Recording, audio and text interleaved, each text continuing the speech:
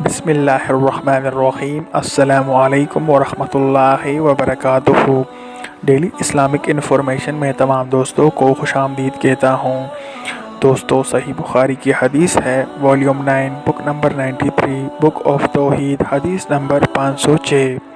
ہم سے اسحاق نے بیان کیا، کہا ہم سے عفان نے بیان کیا، کہا ہم سے وہیب نے بیان کیا، کہا ہم سے موسیٰ بن عقبہ نے بیان کیا، کہا مجھ سے محمد بن یحییٰ بن حبان نے بیان کیا، ان سے ابن محیریز نے اور ان سے ابو سعید خدری رضی اللہ تعالی عنہ نے کہ غزوہ بنو مستلق میں انہیں باندیاں غنیمت میں ملی تو انہوں نے چاہا کہ ان سے ہم بستری کرے، لیکن حمل نہ ٹھہرے۔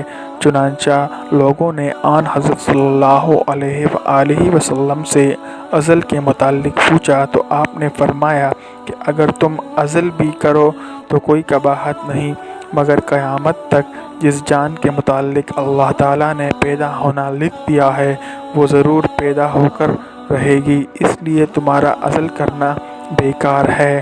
موجودہ جبری نسل بندی کا جواز اس سے نکالنا بالکل غلط ہے، اور مجاہد نے قزح سے بیان کیا کہ انہوں نے ابو سعید خدری رضی اللہ تعالی عنہ سے سنا، انہوں نے بیان کیا کہ نبی کریم صلی اللہ علیہ وآلہ وسلم نے فرمایا، کوئی بھی جان جو پیدا ہوتی ہے اللہ تعالیٰ ضرور اسے پیدا کر کے رہے گا۔